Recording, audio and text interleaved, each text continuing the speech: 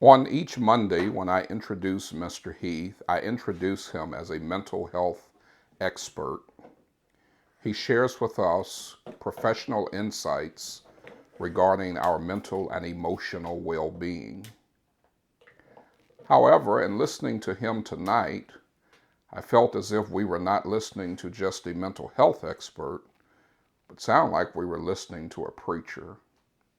He so profoundly explained to us the benefits of forgiveness.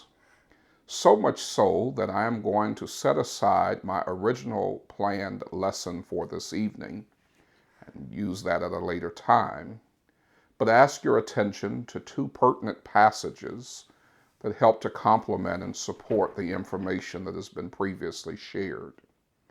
The first is Matthew chapter 18, and in particular, we will look at verse number 21, and then Ephesians chapter 4 and verse number 32. Again, that'll be Matthew chapter 18, verse 21, and Ephesians chapter 4 and verse number 32. As you are finding these two scriptures, let it be known that all of us can benefit from this topic relating to forgiveness, because forgiveness is something that we all seek, but it's also something that we all need to give. None of us are exempt from having been hurt by someone. As recently as yesterday's message, I communicated to us and have continually communicated to us that we have to exercise some level of sensitivity in how we deal with others, because we never know what has happened to someone, the things that they've experienced. We don't know who has happened to someone or what type of responses they have had to those events and experiences. Therefore, it behooves us to be sensitive, caring, and compassionate in our interactions with others. At the same time, a level of humility sets in when we are reminded that we too have been hurt and have been hindered in some ways by someone else. All of us know what it's like to have been violated, to have been lied on, or to have been cheated on, or in some kind of way either been physically hurt or emotionally bruised.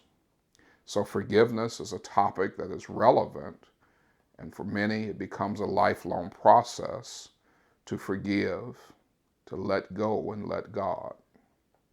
In Matthew chapter 18 and verse number 21, Peter says something that all of us can relate to. He asks the question, Lord, how often shall my brother sin against me and I forgive him? Till 7 times. I like Peter because Peter tends to say things and ask things that others were perhaps thinking but did not have the boldness to speak. Nonetheless, there's lots of insights that we can gain from his query.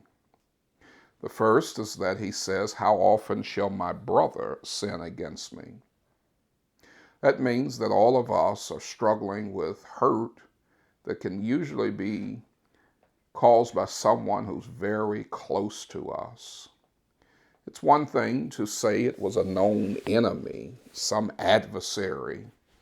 Those are people we have prepared for their attacks. But what happens when it's someone who is relatively close to us in some kind of relationship that we may have, be it friends or family? They are in proximity to allow ourselves to be hurt by way of their negative actions. Another insight that we can gain from this question is that we are all struggling to let go of those things, to forgive those things. His very question seems to express some frustration in having been hurt. And so we must admit our need to seek God's grace in asking for forgiveness or being able to forgive. The grace to forgive is an important grace to seek, just as we ask God for the grace to give us bigger, better, and more. that is, bigger houses, better cars, and more money, we should also in prayer ask God for the grace to do a bigger measure of forgiveness, a better measure of forgiveness, more forgiveness. Another insight that we can gain from Peter's question is he gives a number and asks, should we forgive 7 times? That number is not arbitrary. It is a very important number to consider in the question, because in the Jewish economy, the number 7 represented completeness. And so when he asks, shall we forgive 7 times, he is asking, should we consider ourselves to have done all that we can to forgive when we forgive 7 times? Because again, 7 represents completeness. Peter, if you can empathize with him by relating to your own struggles, Peter is saying that I've been frustrated and I've been doing this and trying and trying and trying. How much more must I put up with? It is hard for us to forgive sometimes because we have been violated, we have been hurt, we have had individuals to not care about how their actions, their words, inflict pain upon us or someone that we love. But you know what's interesting is that we are deserving of forgiveness. At least that's what we think. We think we deserve forgiveness because that's not what we meant. We think we deserve forgiveness because we throw ourselves on the mercy of God. And we want God to believe that we're so deserving of his kindness, his forgiveness. Well, just as you believe you are deserving, why not share that with others? In Ephesians 4 and verse number 32, the Bible talks about forgiving others. Forgiving others.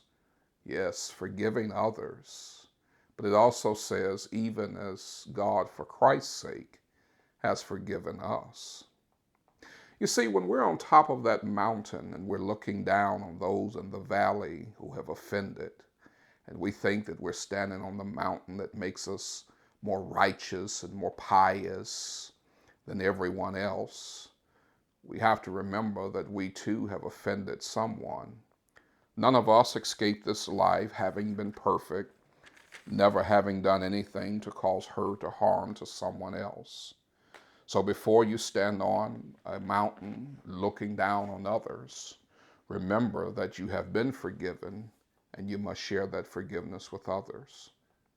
And while we think forgiveness is to let someone off the hook, it's really to benefit ourselves so that we're not angry and bitter and bringing that spirit with us. It's about us being able to exemplify to others what we so happily accept from God. This has been another installment of A Few Minutes with the Minister.